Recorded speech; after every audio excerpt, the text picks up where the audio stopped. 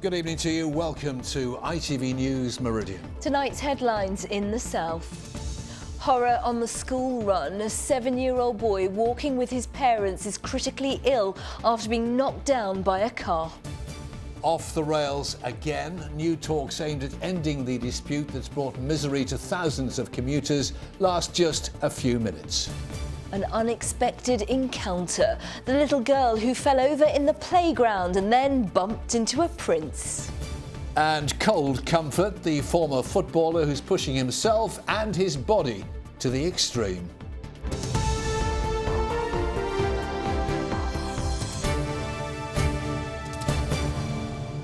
Good evening. A 7-year-old boy knocked down by a car while walking to school with his parents is critically ill in hospital tonight. His parents are at his bedside. It happened just after 8 this morning in Sherborne Crescent in the Camford Heath area of Poole.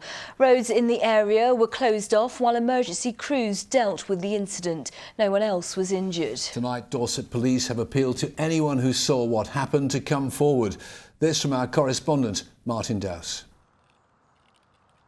The aftermath of an emergency on the school run in Poole this morning, a time when the streets around schools are swarming with a concentration of cars, buses, bicycles and pedestrians, a time when parents worry about the safety of their children. A 7-year-old boy was walking to his school along Sherborne Crescent, a main road through this residential area. He was with his parents. The exact circumstances of what happened are subject to a police investigation, but he was struck by a silver Peugeot 107 being driven along the road towards his school. Sadly, the boy received really bad critical injuries. He's currently in Poole Hospital with his mum and dad are being supported by specially trained family liaison officers.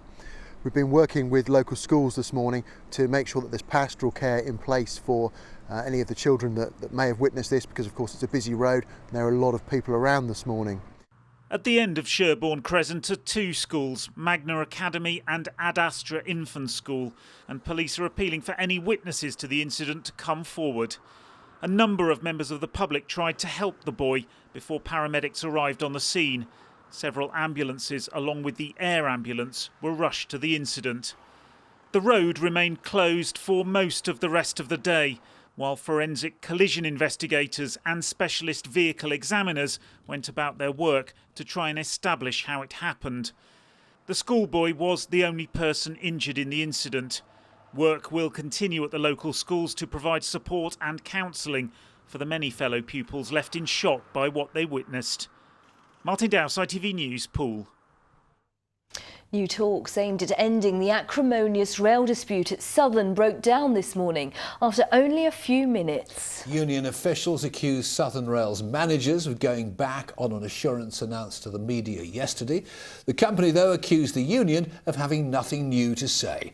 This from our transport correspondent, Mike Pearce. Well, last night there was a glimmer of hope after the leader of the RMT, Mick Cash, and the boss of Southern, Charles Horton, agreed to meet for peace talks today. They lasted precisely 38 minutes before they broke down. I'm bitterly disappointed and saddened. We had a genuine belief yesterday when we heard what Charles Horton had said on the media that there was an opportunity to resolve this dispute. And that's because he was saying there would be a second member of staff on every train. Because he was saying there's going to be a second member of staff on every train. That got kiboshed today, and it's so sad that we're in this situation where he can't keep his word. While you're saying you'll have one of these guys on every train, there are exceptions when you won't, so it's not right what you're saying. If in exceptional circumstances there isn't an onboard supervisor, we will let that train run. And what we'll then endeavour to do is to make sure the onboard supervisor gets onto that train as quickly as possible. And it's absolutely right, I think, to make sure that in those circumstances the customers have a train to get home or to get to work or wherever else they want to get to. And to not artificially cancel trains because the RMT want us to. Is it about cutting jobs at the end of the day? That's what they're worried about as well. Well, we've guaranteed a certain number of onboard supervisors, 440 onboard supervisors, right to the end of the franchise in 2021. The arguments and the rows continue, as do another 11 days of strikes in the coming weeks. Mike Pearce, ITV News, RMT headquarters. And you can find that report and more of the day's news on our website. Just go to itv.com/Meridian. In other news, a schoolgirl obsessed by serial killers and school shootings has been found guilty of the attempted murder of her best friend. A jury at Winchester Crown Court heard that the pupil, aged 14 at the time, lured her victim to a quiet corner of their Hampshire school grounds with the promise of giving her a present. Then she stabbed her. She'd previously pleaded guilty to unlawful wounding. She'll be sentenced later. Police have arrested a man in relation to a series of arson incidents in Gosport. One involved a police car which was responding to reports of a vehicle on fire. A man who's in his 20s and from Gosport is being questioned. A Hampshire country estate at the centre of a controversial scheme for a new town at Micheldever has been put up for sale. Zurich Assurance is asking £45 million for the land. The news has been welcomed by opponents who believe the plans are now badly dead. Tourism chiefs saying Brighton and Hove needs tidying up, cheaper parking, better public transport and fewer seafront roadworks to win back day trippers. It's been revealed that a drop in the number of day visitors cost the city economy £14.5 million last year. Calls are being made to make the resort more attractive. And people in Portsmouth are being urged to leave their cars at home and walk instead. It's part of a plan by Friends of the Earth to turn Pompey into a walking city in a bid to tackle gridlock on the roads. They hope to get support from the City Council. Doctors and safety experts are campaigning for a young, severely disabled man to be moved from the cramped top-floor flat where he stays and he feels like a helpless prisoner. Robert Carver has endured his accommodation selected by Brighton and Hove City Council for 5 years. Well, now, after Meridian highlighted his case, housing chiefs have promised to move him within weeks. John Ryle has the story. 5 years ago, he was a successful designer with his own business. Then he started to become clumsy, had difficulty walking, and 2 years later, a shocking development. I lost all the feeling in my legs and I couldn't move them at all at that point, and was left a paraplegic and have degraded from there to what you see before you now. And it's been made even tougher still by Brighton and Hove City Council, which housed him in this cramped top-floor flat when his illness started and rejected repeated pleas for somewhere with wheelchair access and room for a full-time carer. Wherever I'm left, I have to be left. So if my carer puts me on a sofa, that's where I stay, unless he moves me. If he puts me to bed, that's where I stay. To wash and clean, he has to pull me around, throw me into a bath, which is incredibly dangerous. It's also very dangerous for him.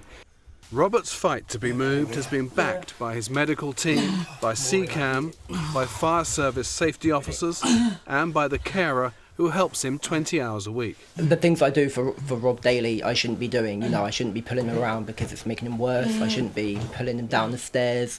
Rob doesn't go out anymore, only to hospital appointments, because I just do more damage to him every day. Brighton and Hove City Council declined an interview. In a statement they say, "We're aware that Mr Carver's condition has deteriorated. We also recognise that his current accommodation is unsuitable.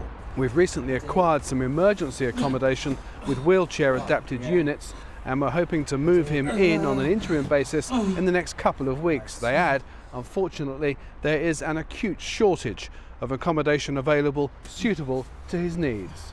John Ryle, ITV News, Hove. Shocking story. You're watching ITV News here in the Meridian region. Thanks for choosing us. Coming up, the sport, the weather and... Making waves, the new boss at the helm of next year's Volvo Ocean Race tears up the rulebook. Well, for more on all of our stories, you know what to do. Head to itv.com/Meridian.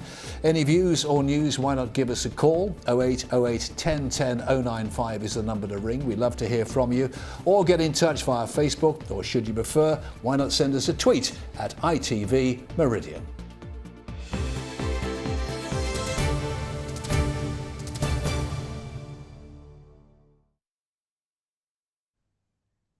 A flu flu vaccination programme begins this week, and for the first time it will be available to the children up to the age of 8 in the form of a nasal spray. Well, other key groups eligible for a vaccination, but latest figures here in the south show not everyone is convinced. Now, last year 35,000 pregnant women had the vaccine, 43% of those eligible. The jab is free to the over 65s. Last year 70% had it. 46% of at-risk patients, that's those who have an underlying medical condition, were vaccinated against flu. And just 36% of 2, 3 and 4-year-olds. Karen Bell reports, has more details. Tea and cakes at a flu fun day. This health centre has run one of these for 10 years now. As well as raffle prizes, it offers a free NHS flu jab to anyone who qualifies. I'm asthmatic, so it's incredibly important that I get my flu jab. I'm also a parent of a child with learning difficulties, so being well in myself is incredibly important to looking after my child. I know 1 or 2 people that don't do it or haven't done it, and then they get the flu and then they have second thoughts about it. Well, for the last 10 years I've had lymphoma, and my lymphoma specialist suggests that it's a good thing to have the flu vaccine. Doctors are at pains to point out that flu is not just a bad cold. Like other many vaccine-preventable diseases, this is one that we would encourage people to come along to give themselves protection, and please don't put it off, because it's now that you need to do it, not when we get into winter. The NHS is offering a free vaccine to vulnerable groups who could get serious complications if they catch flu. These include people aged 65 or over, those with long-term health conditions, pregnant women and children aged 2 to 7. This is the first year that the vaccine's been made available to all pupils up to the age of 7. And luckily for those not keen on needles, the children's version comes in the form of a slightly ticklish nasal spray. Areas that have trialled the children's flu vaccine saw a big drop in the numbers of children and adults going to their GP with flu-like illnesses. Parents will need less time off work, there'll be less absenteeism in school, flu won't spread around school so quickly, and the wider community, so elderly relatives, other members of the family who may be at risk due to health conditions, will be protected. Because the flu viruses change each year, those eligible groups need a new vaccine each year. And October, says the NHS, is the perfect time to get it. Karen Bell, ITV News. Now, a little girl from Hampshire who fell over in the playground and broke her arm had a bit of a shock today when she ran into Prince William in the corridor in hospital. Well, I'm so excited for her. He was there showing his support for organisations that help veterans get a job after they leave the armed forces. And reporter Penny Sylvester was there too. When 7-year-old Anna fell over in the playground and broke her arm, she had no idea it would lead to a meeting with a prince. The Duke of Cambridge spent several minutes chatting to the Mortimer schoolgirl on his visit to Basingstoke and North Hampshire Hospital. He was here to see the work being done to help former soldiers, sailors and airmen find work after leaving the armed forces. Some ex-servicemen now have jobs such as porters, nurses and admin staff. And having other people that from a military background within the trust gives me somewhere to go and sometimes scream at and sometimes ask for advice and help and what to do next. Looking at the NHS has been quite positive in that it's moving from one family to the next, and also one uniform for another uniform. The NHS is the biggest employer in Europe with more than 300 careers. What it does is provide a direct route for veterans to join the NHS with support, with education, to make that transition easier, and we've benefited hugely from that. Prince William also spent time with potential new NHS recruits, hoping to make the move into civilian life. And before he left, a final word with 90-year-old Doreen Patterson. It clearly made her day.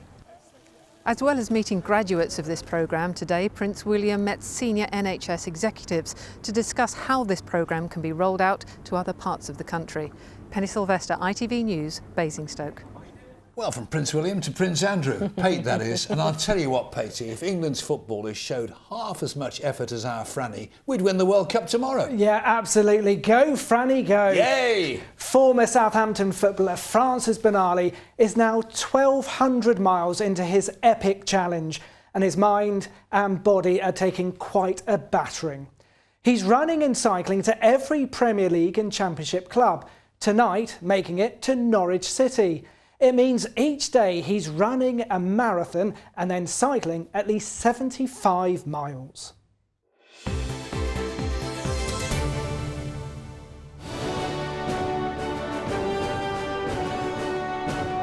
Selco Builders Warehouse, proud sponsors of ITV Meridian Sports Report.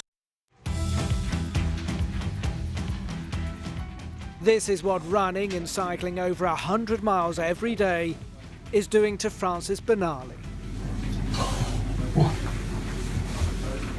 I can feel my Achilles a little bit, and it looks going to be pretty swollen. So yeah, you can really see that it's swollen. Get that looked at. From Manchester United's captain Wayne Rooney to former Saint Adam Lallana at Liverpool, the footballing world is supporting him.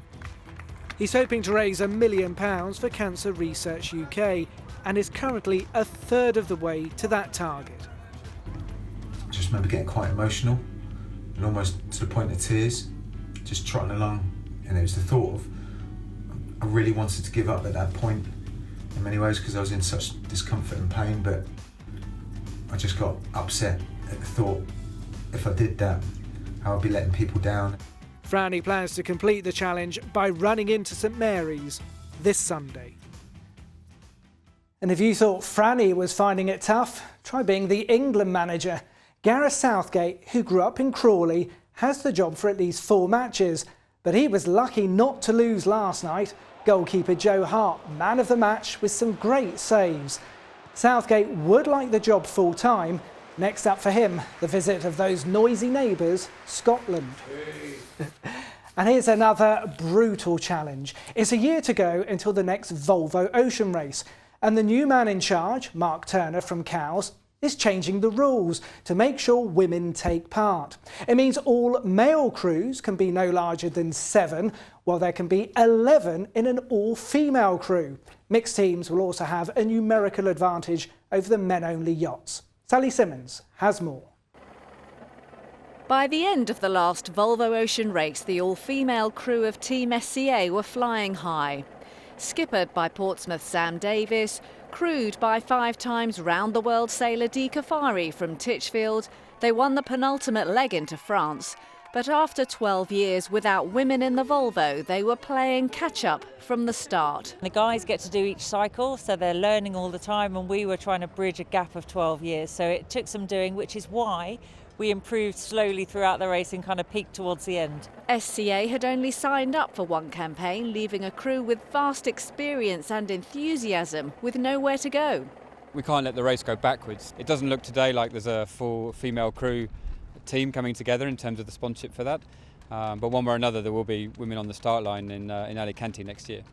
The new route just announced for next year is the furthest distance ever, with 3 times as much Southern Ocean as last time. The strength of each team member will be crucial. A skipper putting together a team, if he's looking for the strongest people, the chances are he's going to be picking an all-male crew.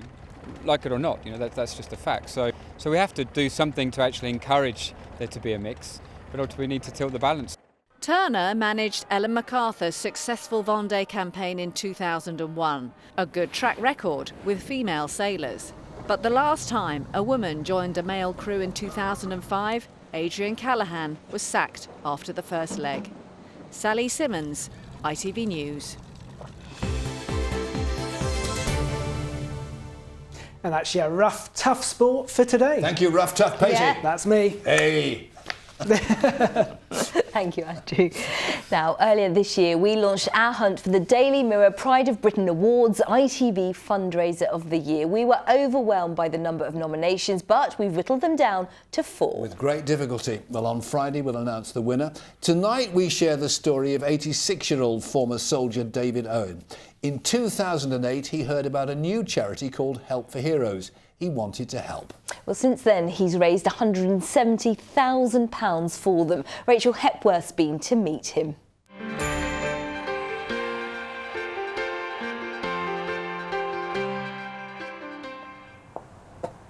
Visitors to David Owen's home in Sussex will find that he can be persuasive.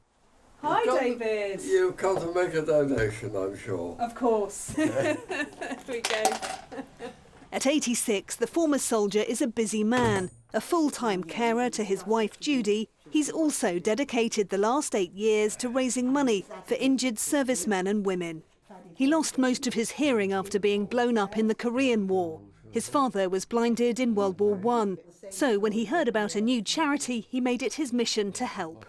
I knew the people that were starting Help for Heroes, and it sounded just right. I was determined to raise as much as I could. Sometimes I raised £1,000 in a day. Did it become almost a challenge in itself? Yes, it was. 6 years ago. And you've got a much fatter tummy there than you have now. Since then, he's raised a staggering £170,000, the bulk of it coming from rattling tins outside supermarkets, stations and in the street. You were wearing that hat, you remember? Put it on and press the button. The great achievement was that he was doing it out in the winter, in the cold, outside a supermarket.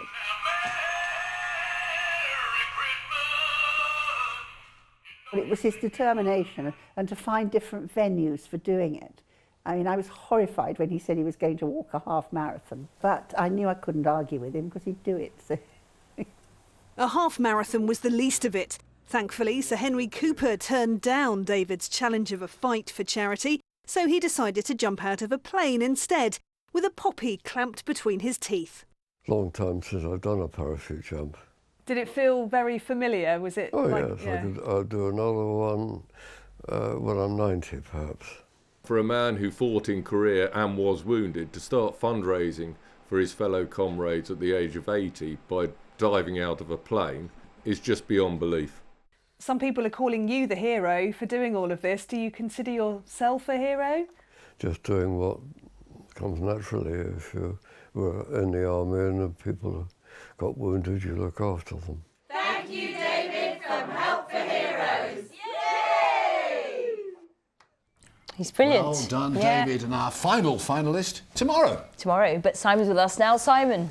Yeah, I can't do any awards, but I can do you a bit of garden pride. Last night we had some very tall dahlias, you remember? Yes. Up to the soffits of the roof. Yes. We said, are there any bigger ones? Yes, there are. Have a look at this picture. Philippa Mills in Broadstone has only got some that are over 6 foot. The ones at the back there, yeah. Not sure how tall Val's are, but that one at the back is bigger than the fence. Look a bit droopy. So, well, yeah, but you know, it's an age thing. Yes, I know. What about this? Jack's wife Sarah in Fair Oak. And not only got dahlias on the go, but look at that. Beautiful the garden. ones, by the way. Yeah, it looks like spring going on there, doesn't it? And Eileen Bacon's brother Roy has grown a... Well, can you guess what variety of dahlia that is from the clue? Yellow. Close. Look at the surroundings. Look at the surroundings. Yeah. It's on. What's it on? We still don't know. Dinner plate.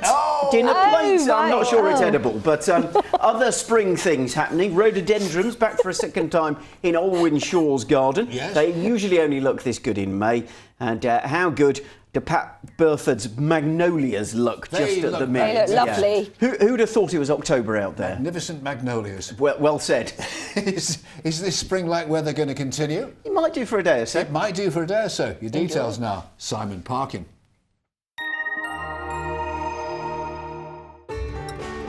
From blizzards to pool, driving through Europe. Eurotunnel the Shuttle sponsors ITV Meridian weather.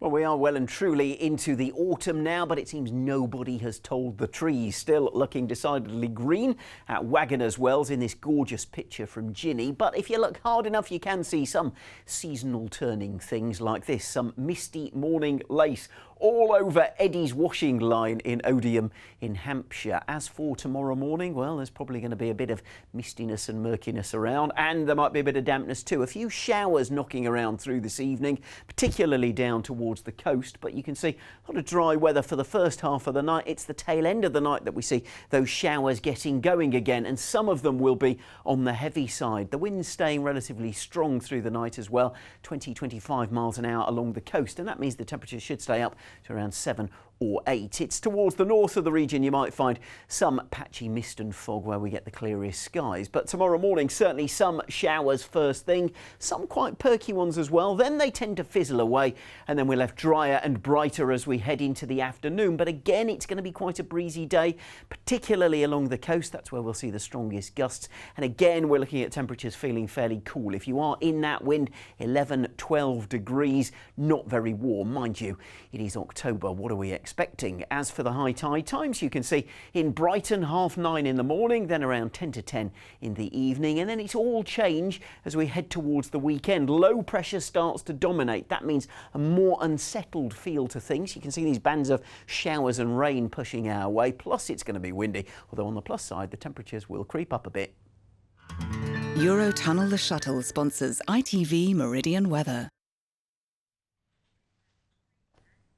And coming up later here on ITV is a special programme about the Aberfan disaster. It's 50 years since the collapse of the colliery tip killed 116 children and 28 adults in a Welsh village. It's a clip from tonight's special programme marking the 50th anniversary called Aberfan, the Young Wives Club. This is the coal tip of the Merthyr Vale colliery at Aberfan, about 6 miles from Merthyr Tydfil. At about 9:10 this morning, about halfway down that tip, half the hillside came away. The junior school in the village.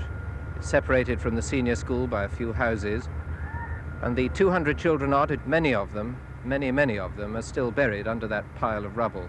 There was all like ambulances and police, and Aberfan was full of all those services, and you couldn't find anybody. Everything was all mixed up. They didn't know what had happened, really. And you can see that tonight at 9 p.m. here on ITV. And in just a moment, we've got the ITV Evening News with Mark Austin and Mary Nightingale. Sangeeta's got our late news, but for now, from the team here at ITV Meridian, thanks for watching. Take care. Bye-bye.